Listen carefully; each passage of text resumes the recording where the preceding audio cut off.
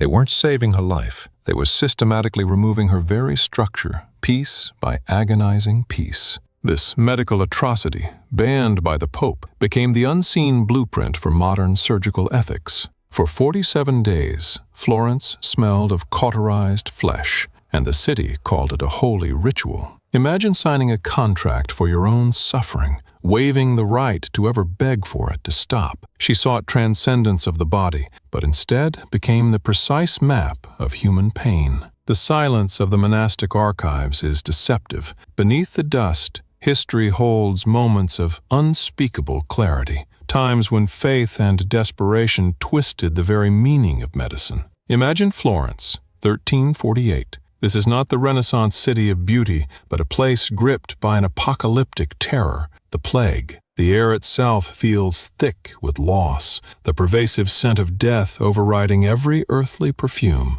You walk the narrow, shadowed streets, recognizing the fear in every averted gaze, knowing that one cough could mean the collapse of your world. In this chaos, where the living struggle to bury the dead, the moral boundaries that govern humanity begin to fray, creating a fertile ground for radical, desperate action. We begin our examination not in a dungeon, but in a place of supposed devotion. It is here we encounter the disturbing concept of Anatomia Viva, living anatomy. When the Church's authority rigidly forbade the cutting of the deceased, physicians seeking knowledge to combat the devastating contagion faced an impossible ethical wall. To dissect a corpse risked excommunication, a fate sometimes considered worse than the plague itself. Yet, the pressure to understand the mechanics of the sickness, to find the secret chambers of the body, became irresistible. The elite of the medical community whispered of a solution. If the dead were forbidden, knowledge must be claimed from the conscious. This was the dark genesis of an idea that would shatter medical ethics for centuries. But this experiment was not forced upon a captive. Its subject was a willing participant, a woman whose profound faith led her toward an unthinkable pact. Sister Katarina Duzi, a nun from a respected order, believed that extreme prolonged suffering could achieve what traditional piety could not, the immediate purification of the soul. She belonged to a fringe devotional group known as the Seekers of Sacred Agony, who viewed the physical body as an imperfect vessel that must be painfully opened to release the spirit. This belief system, steeped in the era's unique blend of religious fervor and apocalyptic panic, made her proposed sacrifice feel not like madness, but like destiny. The transaction, recorded in the meticulous archives of the San Marco Monastery, remains chillingly clinical. On March 17, 1348, Sister Katarina transferred a substantial sum, 40 gold florins, to her younger brother, Dr. Mondino Duzi, an accomplished, if controversial, Florentine surgeon. The documentation for this transfer is what truly unnerves the quiet historian. It reads, "For services of anatomical demonstration upon the living body for the glory of God and advancement of healing knowledge." She referred to herself not as I or my body, but simply the living body, suggesting a detachment that already viewed the flesh as separate from the spirit. Mondino initially recoiled from the request. His private journals reveal a man torn between scientific ambition and familial duty. He was a pragmatic scientist, familiar with the dissection of animals and the study of forbidden texts, but this was his sister demanding her own systematic disassemblage. She approached him with a calm that he later described as one already dead, arguing that her physical structure was a sacred text that must be unrolled for the benefit of all humanity. His refusal was met with her simple accusation that he lacked faith. The moral and familial stakes were instantly, catastrophically high, transforming the procedure from a medical experiment into a profound spiritual battle. For 2 weeks, Mondino debated with his peers, dissecting the logistical impossibility of the request. Could bones be extracted without resulting in immediate collapse? They theorized about controlled cauterization, systematic use of tourniquets, and starting with the distal extremities to manage the ensuing trauma. No one had ever attempted such a controlled, prolonged assault on a living structure. The experiment was terrifying in its scope, yet irresistible in its potential for revolutionary knowledge. It was a dark, calculated risk, hinging entirely on Katarina's terrifying resolve and the new, radical surgical techniques developed solely for this purpose. Katarina's contract contained 3 specific, non-negotiable clauses that ensured the ultimate magnitude of her ordeal. First, she demanded absolute clarity. No opium,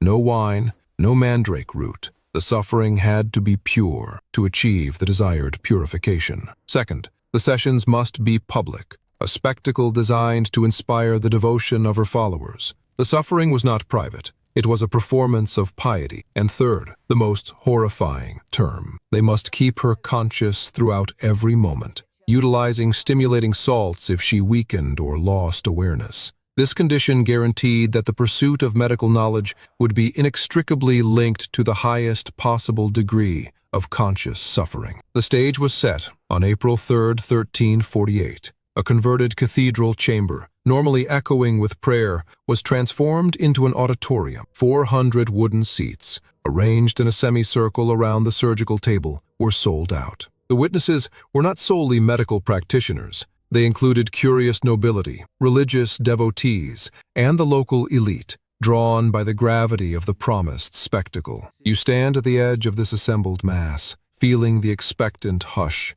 the heavy sense of shared transgression. Yet the audience, and perhaps even Mondino himself, failed to grasp the depth of Katarina's endurance, nor the devastating point at which it would finally break. Blockade the procedure commenced with the smallest, most accessible structures, her left hand. The doctors meticulously sought perfection in their technique before daring to approach the more vital regions. Day 1's notes, preserved in Mondino's clinical hand, are almost detached. 10:15 a.m. Incision along first finger. Subject is singing hymns. At 10:47 a.m., the first phalange was successfully extracted. Incredibly, even on day 1, she requested them to proceed with greater speed, demanding a deeper immersion into the suffering she sought. The atmosphere was strangely controlled, a bizarre blend of scientific precision and theological fanaticism. The surgeons developed what they termed the preservation protocol. Each session was capped at precisely 4 hours to manage trauma. After each bone extraction,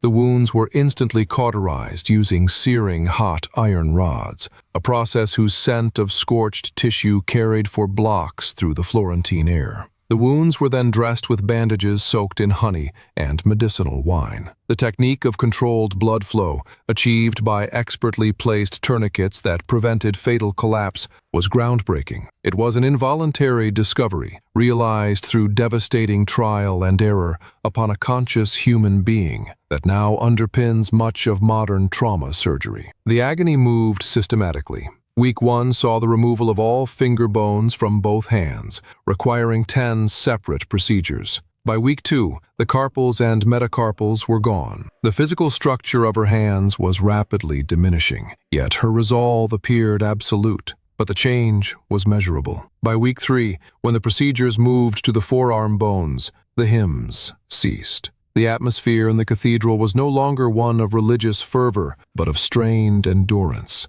punctuated only by the sounds of the saw and the sizzle of the iron. The devotional spectacle was slowly devolving into something darker. Day 22 marked a significant threshold. Mondino recorded that Sister Katarina no longer communicated verbally, breathing instead in ragged, shallow gasps. During the extraction of her left ulna, her body's involuntary reaction was so violent that she bit through the leather strap held between her teeth. A metal restraint had to be fashioned. Despite this worsening reality, the attendance continued to swell, reaching 600 witnesses per session. The archbishop, concerned by the growing spectacle, sent official observers, confirming that this event had moved beyond medical study and into a territory of complex moral scrutiny. The transformation from religious mania into foundational medical knowledge occurred abruptly on day 34. The operation focused on the humerus, the density upper arm bone, requiring long, difficult cutting. The procedure extended far beyond the mandated 4 hours. According to multiple independent testimonies, including that of a high ecclesiastical official, a moment of profound revelation occurred. As the surgeon worked to sever the thick nerve pathways surrounding the bone, Katarina, silent for days, began to speak again. She was not screaming in general agony, but calling out precise locations of sensation. Now the fire runs to my neck. Now it descends to my chest. Now it retreats. She was, in effect, mapping her own neural system in real-time response to the surgeon's actions. This was the monumental, terrible breakthrough. For the first time, physicians could correlate specific surgical actions on the nervous system with precise, felt sensations in distinct body regions. The conscious suffering of one woman provided humanity with its first detailed anatomical guide to pain pathways. Mondino's surgical transcripts from this phase became, for centuries, the foundational text for understanding neurological function. Copies were secretly circulated among the great medical schools of Bologna, Paris, and even Cairo. Yet these sanitized medical volumes deliberately omitted the context, the noise of the crowd, the smell of the room, and the agonizing source of the data. They presented the knowledge as empirical fact, stripping it entirely of its disturbing genesis in public cruelty and spiritual obsession. The audience itself evolved into a monstrous, captivated entity. The tickets, priced at 2 florins, a week's wages for a skilled artisan, sold out instantly. Demographic records, preserved because the church investigated the heretical nature of the event, reveal a chilling breakdown. While 40% were professional medical men, 30% were other nuns from Katarina's own order, and they were not merely observers. 12 of these sisters formally petitioned Mondino to subject them to the same procedure, having witnessed the weeks of relentless suffering. Mondino refused the subsequent petitioners. His notes state that one subject provided ample anatomical knowledge and that any further procedures would serve no medical purpose, only spectacle. He maintained his professional justification, but his private confessions were darker. He admitted to the archbishop's investigator, "I have seen what this does to the soul, not Katarina's soul, but mine." The spectacle had broken something within the scientist, transforming him from an ambitious pioneer into a man burdened by profound ethical regret. The behavior of the crowd during the sessions was described by witnesses as deeply disturbing. While some, primarily the students, meticulously recorded notes, others prayed fervently. But a third contingent cheered, as if watching a gladiatorial contest. A visiting French physician recorded that the assembled masses would applaud when she endured without crying out, and jeer when she weakened. The audience was no longer watching a martyrdom. They were participating in a cruel, theatrical game, betting on the physical and spiritual collapse of the subject. Then came day 47. The procedure had reached the femurs, the large, load-bearing thigh bones, representing the most complex and dangerous extraction yet. Mondino had spent 3 days meticulously planning the vascular isolation. The operation began at dawn. By noon, Katarina was convulsing violently. By mid-afternoon, witnesses reported hearing vocalizations that resembled no known language, sounds of absolute, unmediated distress. The atmosphere in the chamber was suffocating, thick with horror and expectation. And then, the moment that shattered the ethical boundary. According to 14 converging testimonies, Sister Katarina Duzi ceased her unintelligible cries, looked directly at her brother, and spoke the first clear sentence she had uttered in weeks. "Stop, please, God, make it stop. I was wrong. I want to live." The vast chamber fell into absolute silence. Mondino immediately stopped cutting, but the legal nightmare began instantly. For the contract she had signed explicitly waived her right to withdraw consent, demanding continuation even if she begged for mercy. Mondino Duzi, driven by an overwhelming moral collapse, ceased the operation entirely. His journal entry for that night is starkly concise. "No advancement of knowledge is worth this sin." The audience, which had paid dearly and invested their own spiritual and theatrical expectations, erupted into riot. They demanded the procedure continue, viewing his stoppage as an interference with a holy vow. The archbishop's guards were required to forcibly clear the cathedral, underscoring the shift from medical drama to popular, corrupt spectacle. The consequence was swift and devastating for the surgeon. Within a week, Pope Clement VI, operating from Avignon, issued a formal decree. Mondino Duzi was officially excommunicated. Crucially, the charge was not for performing the forbidden procedure, but for stopping it. The Church, with terrifying logic, argued that Katarina had embarked upon a holy path, and Mondino, by preventing her martyrdom, had interfered with her journey to sacred fulfillment. the power of the crowd, the rigidity of the contract, and the decree of the church coalesced against the man who finally chose human empathy over scientific opportunity. Mondino fled Florence under the cover of night, crossing Christian Europe to find sanctuary in Cairo. There, among Islamic physicians who harbored no similar prohibitions against anatomical study, his groundbreaking techniques and detailed surgical notes were welcomed and integrated, becoming foundational texts in Arabic medicine. He spent the remainder of his life haunted, his greatest scientific achievement forever stained by his sister's conscious suffering and his own moral failure to protect her. But what became of Katarina? Miraculously, she survived the ordeal. For 6 more years, Sister Katarina Duzi lived, supported by a specialized wooden frame that held her spine, skull, and rib cage. She had no bone structure in her arms or legs. The monastery transformed her into a living relic, charging pilgrims for the chance to view the martyr who had endured the unendurable. She could no longer speak due to irreparable trauma, but communicated through blinks. That wooden frame still exists, a stark, silent witness in the Florence Medical Museum. The small placard nearby identifies it simply as a medieval disability support device, circa 1350. It is a profound, tragic irony that the museum minimizes the terrible context that necessitated its creation, erasing the monumental ethical struggle it represents. The object stands as the physical remnant of humanity's dark pursuit of knowledge at the expense of dignity. In 1352, 4 years after Katarina's procedure, Pope Clement VI issued a sweeping papal decree that forever banned Anatomia Viva.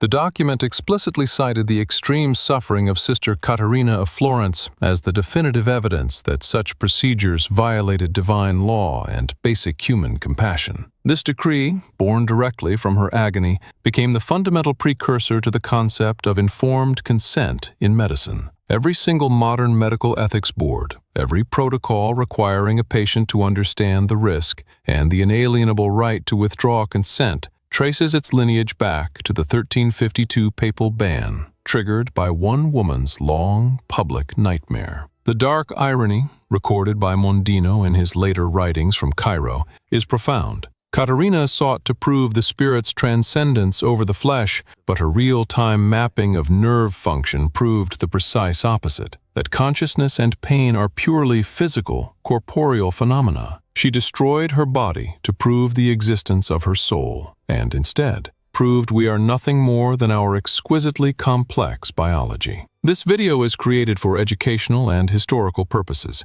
It examines themes of power, corruption, and human conflict without depicting explicit or graphic events. The question remains, those 400 spectators who bought tickets, who cheered, who demanded the show continue even when she begged for mercy, were they simply monsters? Or were they just ordinary people, like you and me, given permission by both science and faith to witness horror and call it righteous necessity? Unchecked if this story made you reflect on fragility of power and the terrifying origin of ethical boundaries, stay with us for the next chapter. If this unsettled you, you're not alone. Walk further into history's shadows with us. Next week, we examine the shocking reality of the lobotomy experiments of the 1940s, where doctors operated without consent and claimed the highest academic honors for it. Subscribe. This gets darker.